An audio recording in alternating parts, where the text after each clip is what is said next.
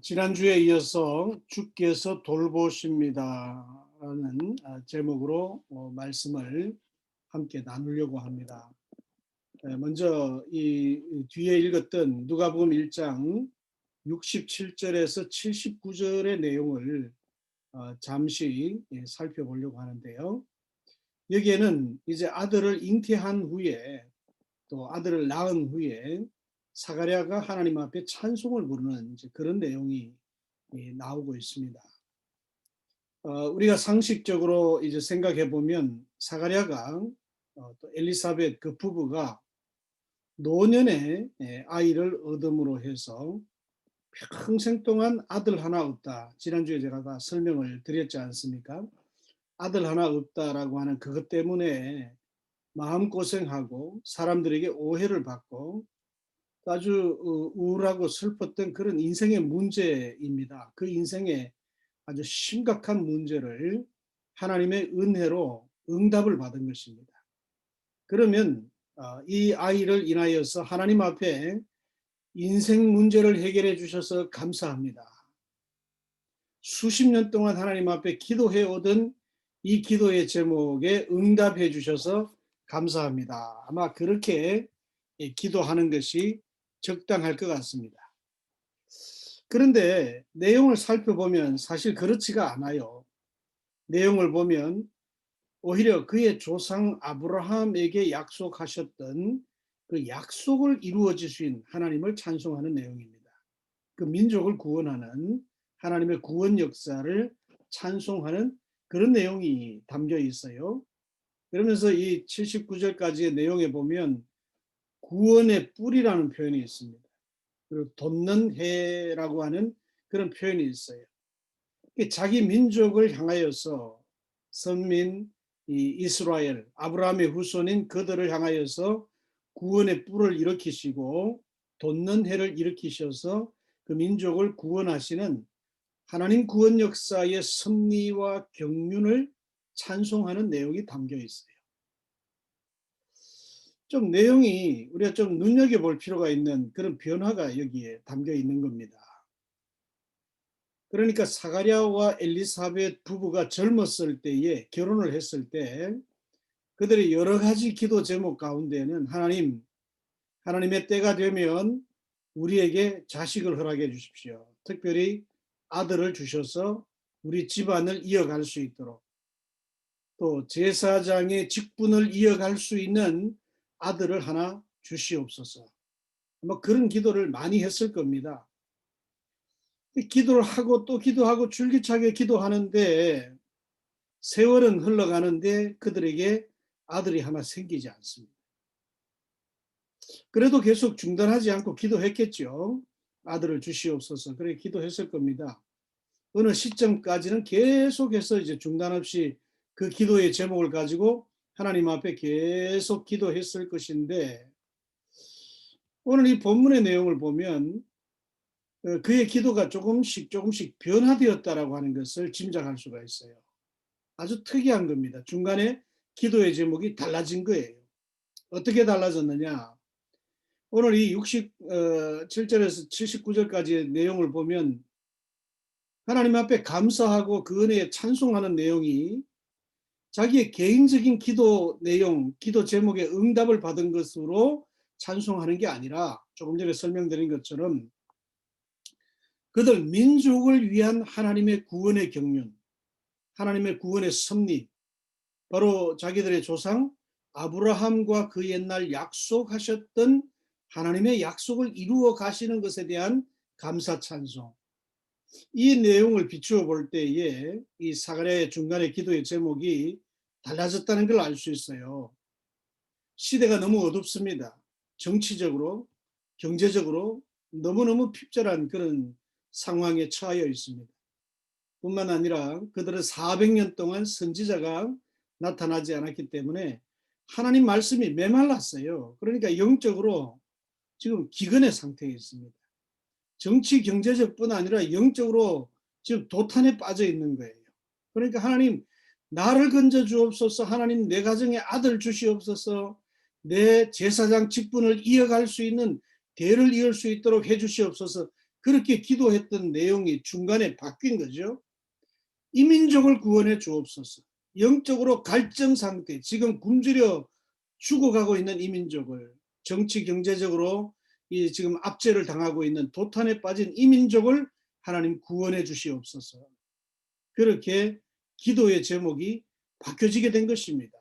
그래서 하나님의 구원 역사, 우리 민족을 향한, 나뿐만 아니라 내 이웃과 내 이웃을 넘어서서 우리 민족 전체 하나님의 약속하신 선민의 구원 역사를 속히 이루어 주시옵소서. 바로 그런 기도를 드리게 된 것입니다. 그러니까 이 사가랴의 기도가 처음에는 자기 개인적인 필요를 두고 하나님 앞에 기도했어요. 자기의 가정적인 필요를 두고 하나님 앞에 기도했어요. 그렇게 기도하고 세월이 흘러 그 기도의 응답은 이루어지지 않아요. 이 중간에 기도를 포기할 수가 없잖아요. 줄기차게 그 기도를 했을 겁니다. 그런데 중간에 특이하게도 그의 기도의 초점이 달라진 거예요. 자기 민족의 구원을 위한 기도로, 자기 개인적 가정적 필요가 아니라 이제는 하나님 중심의 기도 제목으로 바뀌어지게 되었다라는 겁니다. 여러분, 우리의 기도의 제목이 처음 시작했던 기도 끝까지 응답받을 때까지 기도하는 것 참 중요합니다. 기도의 줄을 놓지 않고 포기하지 않는 것 중요합니다. 근데 중간에 바꾸어야 될, 제목이 바뀌어야 될 때가 있으면 바뀌어야 돼요. 뭐냐 하면 내 중심적인 필요에서 하나님 중심적인 필요의 간구로 변화되어지는 신령한 경험이 우리에게도 필요하다라는 것입니다. 여러분, 이 사가랴 다시 한번 보시죠. 제사장입니다.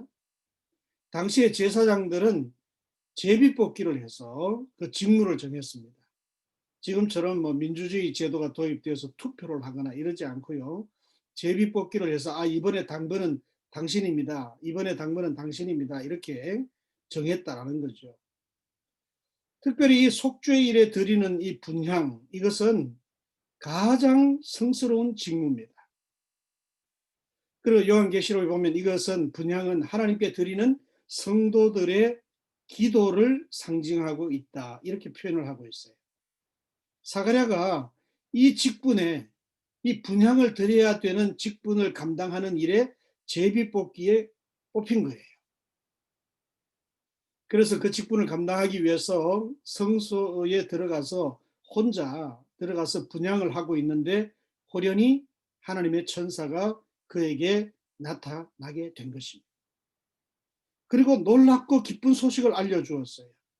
이게 뭐냐? 엘리사벳이 아들을 낳게 될 것이고, 그 아들은 너의 처음 기도의 제목처럼 너의 개인적인 필요를 충족하는, 너의 가정적인 필요를 충족하는 응답으로 끝나는 것이 아니라, 너의 중간에 변화되어졌던 그 기도의 제목처럼 하나님 중심의, 하나님이 계획하시는 구원 역사를 위해서 메시아의 선구자의 역할을 하는 그런 사람으로 이 아들을 너의 가정에 보내주겠다.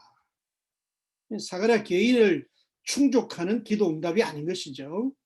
그들 민족을 위해서, 아니 그 민족을 뛰어넘어서 온 인류를 위한 구원자 메시아가 오는 길을 예비하기 위해서 먼저 오게 될 세례 요한 아닙니까? 주의 길을 예비하는 자의 태어나심을 응답으로 하나님이 주셨다. 이제 그런 소식을 받게 되는 겁니다. 그리고 난 다음에 엘리사벳이 잉태를 했지요.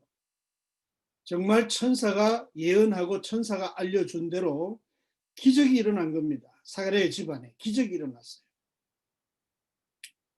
이때에 고백했던 엘리사벳의 고백이 지난주에 우리가 살펴보았던 25절 말씀입니다. 25절을 다시 보면, 주께서 나를 돌보시는 날에 사람들 앞에서 내 부끄러움을 없게 하시려고 이렇게 행하여 주셨습니다. 그의 고백은 두 가지입니다. 첫째는 주님 나를 돌보아 주셨습니다. 두 번째는 사람들 앞에서 내 부끄러움을 다 없애주셨습니다. 부끄러움을 가져가셨습니다. 그 두 가지입니다. 한마디로 말하면 주님이 나를 돌보아 주셨고 그 돌보심의 결과로 내 모든 부끄러움이 이제는 사라졌습니다. 그거 아닙니까? 자, 이제 이 내용을 잠깐 이제 우리가 살펴보기를 원합니다. 먼저 부끄러움이라고 하는 단어. 나의 부끄러움을 주님이 다 가져가셨다. 부끄러움을 사라지게 하셨다. 여기 이 부끄러움이라고 하는 단어의 헬라어는요, 오네이도스라고 하는 말, 오네이도스. 이것은 단순한 어떤 수치심을 의미하는 게 아니에요. 깊은 고뇌, 근심 속으로 완전히 빠뜨려 버리는 그런 치욕을 의미하는 거예요. 누가복음에서는 여기에 딱 한 번 기록되어졌는데 NIV 성경에서는 번역을 어떻게 하느냐? disgrace라고 그랬어요. disgrace. 은혜를 다 거두어 가셨다는 겁니다. 은혜를 다 거두어 가셨다. 은혜를 상실해 버렸다. 그런 뜻이에요. 이 은혜를 성경에서 다른 표현으로 보면 총애를 잃어버렸다. 총애를 받지 못하게 되었다. 하나님의 특별한 은혜와 관심을 받지 못하게 돼. 다 상실해버려. disgrace. 다른 사람의 어떤 행위나 말로 인하여서 나의 모든 명예, 자존심, 통째로 다 잃어버렸다. 그런 뜻입니다. 아우, 자존심 상해, 뭐 기분 나빠, 이런 정도의 수준이 아니에요. 완전히 다 잃어버린 겁니다. 자존심 완전히 다 죽어버린 겁니다. 여러분, 이 고백을 통해서 우리가 알 수 있는 엘리사벳의 마음을 한번 좀 들여다볼까요? 그의 마음 깊은 곳에는 아마도 내가 과연 하나님의 총애를 받고 있는 자인가? 이 disgrace라고 하는 단어를 썼으니까 내가 과연 하나님의 은혜를 받고 있는 사람인가? 그런 질문과 그런 의구심, 그런 의심이 엘리사벳 마음속에 있었다라고 하는 것입니다. 왜요? 하나님 앞에 결혼하면서부터 그렇게 기도하고 또 기도하고 기도해 왔는데 하나님은 자녀를 주시지 않으셨잖아요. 어느덧 그 기도를 하다 보니까 세월이 수십 년이 지나간 거예요. 한두 해 지나간 게 아닙니다. 아브라함은 25년 만에 응답받았는데 아마 사가랴, 엘리사벳은 그보다 훨씬 더 오랫동안 기도 응답을 받지 못하고 지내온 것 같아요. 그러니까 내가 사가랴 남편을 제사장을 둔 제사장 사모님인데 하나님 앞에 수십 년을 기도해오고 기도해 왔는데 하나님이 나를 불임 여성으로 내버려 두셔가지고 응답도 안 해주시고 자녀도 안 주시고 이렇게 사람들은 나를 향해서 의심하고 불신하고 무슨 죄를 하나님 앞에 지었길래 저런 사람이 되었나. 통째로 불명예를 다 그냥 끌어안게 되었다는 것입니다. 그 응답을 받지 못함으로 해서. 그런 마음이 엘리사벳의 마음속에 자리하고 있었다는 거죠. 그들은 사명을 따라서 하나님 앞에 사명을 감당했습니다. 직분을 감당했습니다. 하나님 말씀 따라서 의롭게 그 말씀 순종하며 살려고 몸부림쳤습니다. 하나님 앞에 기도하면서 어려운 시대지만 믿음 변질되지 않기 위해서 힘껏 하나님 앞에 살았습니다. 그런데 그 기도의 제목이 끝까지 이루어지지 않고 있으니까 마음 한쪽 깊은 곳에서는 정말 하나님이 나를 돌보고 계신 거야? 정말 나는 하나님의 은혜를 받고 있는 건가? 혹시 하나님의 은혜를 못 받고 있는 거 아니야? disgrace가 아닌가? 하나님의 총애를 잃어버린 것 아닌가? 그런 질문이, 그런 의심이 엘리사벳의 마음속에 사라지지 않고 있었다라는 것이죠. 그러니까 사실은 엘리사벳의 인생의 문제는요, 처음에는 가정에 자녀가 없다는 것, 아들이 없다는 것, 거기에서부터 시작해서 나중에는 어느 문제까지 갑니까? 하나님의 은혜를 나는 정말 못 받고 있는 거 아닌가? 하나님 정말 나를 돌보고 계신가? 그런 마음의 의구심, 의심, 질문, 이런 것이 사실은 엘리사벳의 더 심각한 인생의 문제였다는 거죠.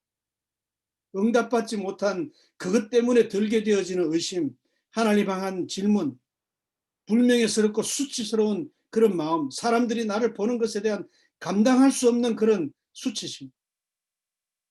나는 디스그레이드한 사람이 아닌가? 이런 마음, 이것이 사실은 더 심각한 엘리사벳의 인생 문제였다. 그런데 지금 이 잉태를 통해서 그 수치와 그 부끄러움과 그 인생의 문제가 말끔하게 해결된 거예요. 한 방에 다 해결이 된 것입니다. 그러니까 얼마나 감격스럽겠어요. 그러니까 엘리사벳이 주님 나를 돌보아 주셨습니다. 주님 나를 돌보아 주셔서 내 모든 부끄러움이 사라지게 해 주셨습니다. 그렇게 막 외친 거예요. 감격해서. 그 마음을, 그 마음의 감격을 우리가 어느 정도 좀 이해하고 느껴볼 수 있지 않겠어요? 그 다음에 여기서 돌본다라고 하는, 주님이 나를 돌보셨다라고 할 때 이 돌본다는 단어는 헬라어로 에프라우라는 뜻입니다. 에프라우라는 단어인데 총애를 보여주셨다. 지켜보고 계신다. Look on입니다. Look on me. God looks on me. Looks on me. 그런 뜻입니다. 총애를 보여주셨다. Show his grace. 앞에 부끄러움이라고 하는 단어하고 정반대입니다. disgrace인데 그게 아니라 이제는 show his grace. 나에게 그의 은혜를 보여주셨고 그의 총애를 나에게 보여주셨고 나를 지켜보고 계신다. 완전히 이제 180도 달라진 그런 표현이 여기서 나오고 있습니다. 총애를 잃어버렸다? 아니 이제는 총애를 보여주셨다? 내가 총애를 입었다? 하나님이 나를 지켜보고 계신다? 완전히 180도 상황이 달라진 거 아닙니까? 여기 지켜보고 계신다라고 하는 것은 한순간도 눈길을 떼지 않고 보고 계신다. 불꽃 같은 눈동자로 지켜보고 계신다. 그런 의미입니다. 하나님께서 지금 나를 지켜보고 계시고 나를 항상 눈도 깜빡하지 않으시고 졸지도 않으시고 주무시지도 않으시고 나를 지켜보고 계신다. 그걸 깨달은 거예요. 그의 인생이 이제 늙음하게 인생 마지막 자락에 그동안에는 부끄럽고 수치스럽고 디스그레이스 된 것 같고 그런 마음인데 이제 아이를 잉태하고 나서는 하나님이 그때에도 나를 눈동자와 같이 나를 지켜보고 계셨구나. 한순간도 눈을 깜빡이지도 않으시고 나를 지켜보고 계셨구나. 그것을 깨닫게 된 거예요. 아이를 잉태하면서. 그러니까 그 마음 깊은 곳에 자리 잡았던 그의 모든 부끄러움, 수치스러움이 응어리들이 다 눈 녹듯이 싹 녹아져 버린 것입니다. 여러분 우리가 더 설명하지 않아도 잘 아는 것처럼 어린아이는 부모의 돌봄이 절대적으로 필요합니다. 더 어린 유아일수록 그 돌봄이 없으면 자칫하면 생명의 위협을 느낄 수도 있어요. 생명을 잃을 수도 있습니다. 그래서 어린아이를 둔 엄마의 마음은 항상 아이에게 고정돼 있어요. Fix on my baby. 그리고 그의 눈은 어때요? 역시 show on, 예. look on my baby. 왜? 내 눈길이 항상 거기에 머물러 있어서 도움이 당장 필요한지 안 한지를 계속 지켜보고 있는 거예요. 도움이 필요한데 그걸 지켜보지 못해가지고 도움을 주지 못하면 아이가 위험에 처할 수 있기 때문에 아이에게서 눈을 떼지 못하는 것입니다. 세상의 뉴스를 들어보면 아이를 낳아서 돌보지 않고 버리는 부모도 있더군요. 게임에 미쳐가지고 게임에 방해된다고 그냥 내버려 놔버려가지고 아이를 그냥 사망하게 만드는 그런 뉴스를 저는 몇 번 들어본 것 같아요. 마땅히 돌봄을 받아야 되는데 돌봄을 받지 못하면 그 생명은 마음의 깊은 상처를 받게 됩니다. 상처를 받을 어떤 그 표현을 할 수 없는 그런 아주 어린 생명은 생명의 위협을 당할 수밖에 없어요. 마음의 상처를 받게 될 어떤 그런 것을 느낄 수 있는 나이에 있는 아이가 만약에 있다라고 하면 그 아이의 마음은 어떻게 되겠습니까? 심히 어둡게 되겠죠. 심히 우울하게 되겠죠. 마음이 병들게 됩니다. 돌봄을 받아야 되는데 돌봄을 받지 못하면 삐뚤어지게 됩니다. 여러분, 이게 어린아이와 부모의 관계에만 그럴까요? 그래서 모든 인간과 우리를 창조하신 우리의 아버지, 우리 이미지의 원형이신 그 하나님, 그분과의 관계가 그렇다는 거예요. 우리 모든 인간은 창조주 하나님 아버지의 돌보심이 절대적으로 필요한 존재들입니다. 어떤 때는 뭐 내가 뭐 만물의 영장이고 좀 몇 가지 아는 걸로 뭐 세상에 제일 똑똑한 것 같고 뭐 좀 실력 조금 있는 걸로 세상에 뭐 내 팔뚝을 믿으면 뭐 얼마든지 잘 살 것 같고 대단한 그런 존재처럼 여겨지지만 사실 우리 인간이라는 존재는 그렇지 않습니다. 하나님의 돌보심이 절대적으로 필요합니다. 돌보심이 없으면 우리는 우리의 생명을 지탱할 수도 없는 존재예요. 제가 여러 번 말씀드리지 않아요. 내 생명은 내 것이 아니라 하나님의 것이에요. 내 생명도 내 마음대로 할 수 없는 존재들입니다. 하나님의 돌보심이 절대적으로 필요합니다. 하나님의 눈길이 우리에게 늘 머물러 있어야 되고 도움이 필요한 바로 그 당장에 하나님이 적절한 도움과 은혜를 총애를 입혀 주셔야 우리의 삶을 지탱할 수 있다는 것입니다. 참 다행스러운 것은 우리 하나님은 아무리 어둡고 아무리 절망적인 그런 시대와 환경 속에서도 하나님 앞에서 믿음으로 살고자 하는 사람을 하나님은 눈여겨보시고 그들의 삶의 현장을 세심하게 돌보시는 하나님이신 것을 믿으시기를 바랍니다. 여러분 우리가 믿음 생활하면서 또 기도하면서 때로는 어떤 것을 응답받으면서 이렇게 지내오지만은요. 때로는 하나님의 자녀에게도 때로는 기도 많이 하는 사람에게도 응답되지 않는 그런 부분이 있어요. 쉽게 잘 해결되지 않는 그런 문제들이 있을 수 있습니다. 그건 여러분들만의 문제도 아니고 저만의 문제도 아니고 모든 사람들이 그럴 수 있어요. 왜?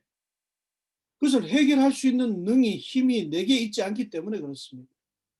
하나님 은혜 주셔야 되는데 하나님께서 해결해 주셔야 되는데 내 힘으로는 안 되는 거잖아요. 예를 들면요. 목회도 그런 것 같아요. 목회를 뭐 10년, 20년 오랜 시간을 목회를 하고 말씀을 전하고 말씀을 공부하고 때로는 제자 훈련도 하고 그런데 제자 훈련 받은 사람이 제자로 남지 않아요. 그냥 지식의 충족으로 끝나버리고 나는 제자가 아니라 나는 나의 삶을 산다. 말씀 듣기 좋을 때는 뭐 아멘 아멘 하지만은 실제 생활에 가서는 내 방식이니까. 제자 훈련 많이 하는데 주님의 제자가 만들어지질 않아요. 목사 그런 목회를 경험하는 목사는요. 정말 그 해결되지 않는 문제. 사람 어떻게 뭐 만들 수가 없잖아요. 목사가 뭐 좀 성숙한 교인 되세요. 그래가지고 교인 되겠어요? 본인이 정말 목사나 목사의 설교나 공부를 통해서 본인이 살아계신 하나님을 만나고 하나님 앞에서 자신의 삶의 변화를 정말 사모하고 몸부림하는 그 가운데에서 변화되고 제자의 삶을 결단하고 가게 되는 거지. 목사는 옆에서 잠깐 도와주는 것 뿐이잖아요. 그게 안 된다 그러면 참 그런 모습 보기는 쉽지 않아요. 마음이. 여러분 우리 배집사님도 지금 질병으로 인해서 투병하며 기도하고 있습니다. 우리 집사님이나 집사님 위해 기도하는 우리들이나 깨끗하게 그냥 나아버리면 얼마나 좋겠어요. 그죠? 낫지 않아요. 그것만 보면 이게 응답이 안 되는 거잖아요. 그런데 우리 집사님은 체험하고 있을 겁니다. 병이 낫지 않는 중에도 하나님 또 다른 통로로 다른 내용으로 다른 모습으로 부어주시는 은혜가 있어요. 병은 떠나지 않는데 내 심령은 더 강건해져. 병은 떠나지 않지만 하나님을 보는 내 시선이 내 영적인 자세가 달라져. 거기에서 오는 새로운 은혜가 있는 거예요. 그걸 모르면 병이 낫지도 않네. 5년 10년 기도했는데 그걸로 그냥 마음이 답답한 거예요. 왜? 그 문제가 해결되지 않으니까. 여러분 우리 각자의 가정에도 여러 문제가 있을 수 있잖아요. 경제적인 문제도 있을 수 있고 자녀의 문제도 있을 수 있고 혹은 뭐 우리가 다 거론할 수 없는 고질적인 어떤 가정에 그 가정만의 문제가 있을 수도 있습니다. 기도하고 뭐 열심히 애를 쓰는데 해결되지 않을 수가 있어요. 목사는 늘 염려를 하는 것 중에 하나가 여러분들이 그냥 썬데이 크리스찬으로 이렇게 머물러 있지 않기를, 아까 말씀드린 대로 성장하고 성숙해서 주님의 제자로 그렇게 세워지는 걸 늘 소원합니다. 근데 아유, 그렇게 되지 않을까 하는 그 염려 바라보면서 예배 생활이나 제대로 할까? 혹시 주일 예배만 드리고 주중에는 또 혹시라도 믿으면서 멀어지지 않을까? 늘 그런 마음이 있어요. 근데 정말 그렇게 돼 가는 것 같이 보여지면 너무 마음이 견딜 수 없는 마음이 되겠죠. 우리 이민자에게는 이민자대로의 어떤 그런 또 염려가 있습니다. 우리 한국 사람에게는 남북 분단의 문제가 있고요. 전쟁이 일어나면 어떡하나? 또 지금 온 인류는 이 코로나의 문제가 있잖아요. 상상만 해도 끔찍합니다.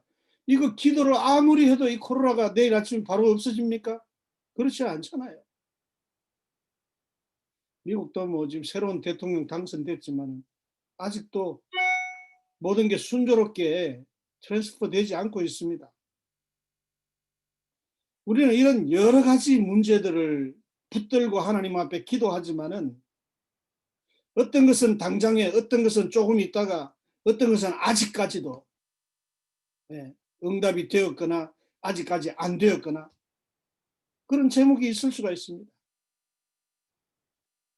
자칫하면 그런 문제, 기도 응답되지 않는 문제, 해결되지 않는 문제에 너무 사로잡혀 버리면 마음에 병이 들 수 있어요. 엘리사벳의 설명을 드릴 때 드린 말씀처럼, 야, 이 기도 제목 뭐 10년, 50년 지나도 응답이 안 되네. 하나님 정말 내 기도 들으시나? 하나님 정말 살아계시나? 하나님 정말 나를 돌보고 계시나? 하나님 정말 나에게 은혜를 거두어 가신 거 아닌가? 디스그레이스 한 거 아닌가? 우리 민족 전쟁이 일어난 지 70년 됐죠. 이 분단이 왜 이렇게 오래 가요? 한 세대, 두 세대, 하나님 정말 우리 민족을 돌보시기나 하나? 전 세계의 뭐 선교의 역사를 위해서 그렇게 헌신하고 수고하는 이 민족, 제2의 이스라엘 백성이라고, 선민이라고 그러는데 왜 이 문제는 해결 안 해주시는가? 네? 뭐 이런 생각에 사로잡히면 자꾸 의심과 의구심으로 빠질 수 있다라고 하는 겁니다. 여러분, 엘리사벳은 수십 년 걸렸습니다. 그 문제가 해결되는데 말이죠. 아브라함도 25년 걸렸습니다. 어떤 건 당장 해결되지만 어떤 건 오랜 시간이 걸려도 해결 안 될 때가 있습니다. 현실적으로 해결 안 되는 경우도 있어요. 엘리사벳처럼 우리의 모든 문제가 현실적으로 응답이 되어서 나이 80이 지나가지고 아이를 잉태해서 뭐 주님 나를 돌보십니다 뭐 그렇게 외쳐 감격적으로 고백할 수 있다면 얼마나 좋겠습니까? 근데 그렇지 않은 문제들이 우리에게 있을 수 있어요. 그런데요, 그렇지 않은 현실적으로 문제 해결되지 않은 문제 앞에서도 주님 나를 여전히 돌보고 계십니다. 주님 나를 지금 여전히 불꽃 같은 눈동자로 보고 계십니다. 내 병은 지금 낫지 않았지만 그 안에서 주님과 함께 누리는 새로운 은혜가 나에게 있습니다. 그 믿음을 고백할 수 있다라고 하면 그 얼마나 아름다운 믿음이냐. 그렇지 않습니까? 사도 바울은 그렇게 1세기 그 유럽 남부 지역을 다니면서 순회 전도를 열심히 했습니다. 그런데 정작 그에게도 낫지 않는 고질병이 있어요. 하나님 앞에 기도했어요. 한 번, 두 번, 세 번 계속 기도했습니다. 그런데 하나님은 그 병을 고쳐주지 않았어요. 오히려 바울에게 응답을 주셨는데 어떤 응답을 주셨느냐? 안 고쳐주겠다. 그렇게 응답을 주셨어요. 얼마나 낭망스럽습니까? 기도했는데 너 기도 그거 내가 안 고쳐줄 거야. 대신에 뭐라고 말씀하십니까? 너의 은혜가 내 은혜가 너에게 지금 족하다. 너의 능력이 바로 그 약한 데서부터 나오는 것이다. 그 약함 때문에 하나님 앞에 기도하고 하나님 앞에 기도하니까 하나님이 붙들어 주시고 능력 주시고 은혜 주셔서 네가 지금 그 일을 감당하는 것이다. 그렇게 병 때문에 기도하고 병 때문에 하나님의 능력을 체험하는 매개체가 되었다 하는 것이 하나님의 뜻이었다는 것입니다. 여러분, 이 응답을 받았을 때 바울은 기뻐했습니다. 실망하지 않았습니다. 안 고쳐준다고 해서 이상한 응답 주시는 하나님이시래. 은혜는 안 주시고 뭐 안 고쳐주겠다고 더 절망만 주시네? 이렇게 하지 않았다는 겁니다. 그 속에서 담겨 있는 하나님의 새로운 은혜를, 너의 약한 것이 도리어 강함이 되었다. 너의 그 병을 안고 기도하는 거기에서 하나님의 능력을 네가 체험하게 되었다. 그것을 감격적으로 바울은 받습니다. 그 응답을 붙들고 바울은 어떻게 해요? 자신의 약함을 자랑했습니다. 자신의 약함을 자랑했어요. 나는 약하지만 이 약한 나에게 하나님이 은혜 주셔서 내가 이렇습니다. 하나님이 능력 주셔서 내가 지금 이렇습니다. 나는 약합니다. 나는 아무것도 아닙니다. 나는 아무것도 할 수가 없습니다. 그러나 하나님께서 나를 여기까지 인도해 주셨습니다. 그 약함을 통해서 하나님의 능력이 자신에게 임하고 있음을 간증하고 고백했던 것입니다. 여러분, 우리가 해결되지 않는 문제, 그 이유를 다 알 수는 없습니다. 왜 그렇게 하시는지 알 수는 없어요. 그러나 중요한 거 한 가지는 하나님은 세상을 이처럼 사랑하신다는 거예요. 하나님은 나도 사랑하시고 당신도 사랑하시고 우리 모두를 사랑하신다는 말씀이에요. 그 사랑하셔서 어떻게 하셨냐? 독생자를 내주시면서까지 우리를 자녀로 삼아주시고 그 자녀된 자들을 믿음 안에서 돌보고 계신다.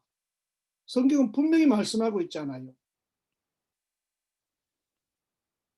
바울을 통해서 로마서 8장 38절 39절 이렇게 우리에게 말씀해 주세요. 내가 확신하노니 사망이나 생명이나 천사들이나 권세자들이나 현재일이나 장래일이나 능력이나 높음이나 기쁨이나 다른 어떤 피조물이라도 우리를 우리 주 그리스도 예수 안에 있는 하나님의 사랑에서 끊을 수 없느니라. 주님 돌보신다. 하나님은 하나님의 자녀들이 이 확신을 주님이 돌보신다. 그 어떤 것도 하나님의 사랑에서 나를 끊을 수 없다. 그 확신을 주의 자녀들이 다 가지기를 하나님은 간절히 원하시는 것입니다. 이 확신을 가지기까지 우리의 문제는 해결되지 않을 수 있습니다. 그 확신을 가져도 해결되지 않을 수 있습니다. 때로는 사가랴처럼 내 중심적인 필요를 구하던 그 기도에서 내 가정의 필요를 중심으로 기도하던 그 기도의 제목에서 하나님 중심으로 하나님의 구원 역사의 관점에서 우리의 기도의 제목이 달라지는 것도 하나님이 기대하실 것입니다. 여러분, 주께서 나를 여전히 돌보고 계신다는 이 믿음 확신이 없으면요, 문제가 닥칠 때마다 우리의 마음은 흔들리게 될 겁니다. 이 확신이 없으면요, 기도 응답 하나 받으면 막 하늘을 날아갈 듯이 반응하다가도 또 하나가 해결되지 않으면 금방 또 하나님을 원망하는 자리로 빠지게 될 겁니다. 주님이 나를 돌보고 계신다는 이 확신이 없으면 하나님이 목적이 아니라 하나님이 수단이 될 수도 있습니다. 나를 위해서 하나님이 무언가를 해주시는, 내 무언가를 위해서 하나님이 이렇게 저렇게 해주셔야 되는 수단으로 바꿔놔버릴 수 있습니다.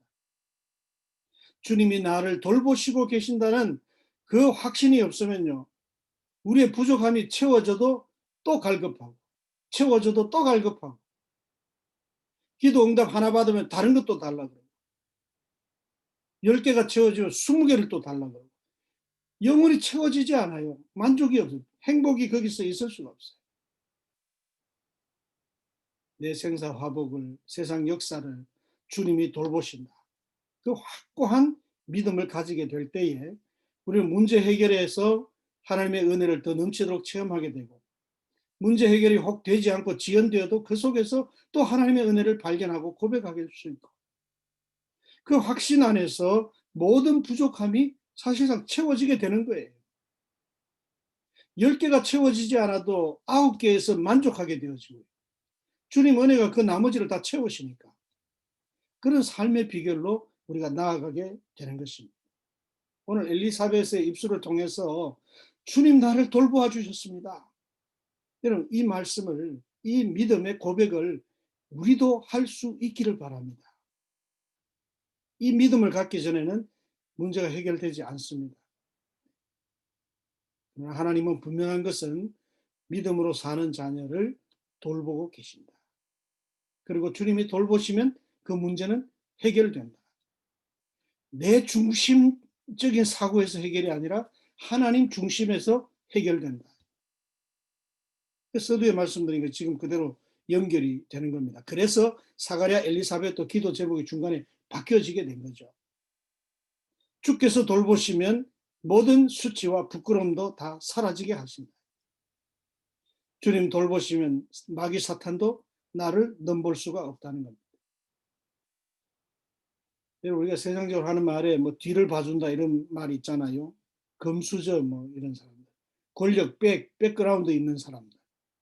힘 있는 누군가가 뒤를 봐줘서 아, 저 사람은 건들면 큰일 나. 뭐 이런 표현들을 하잖아요.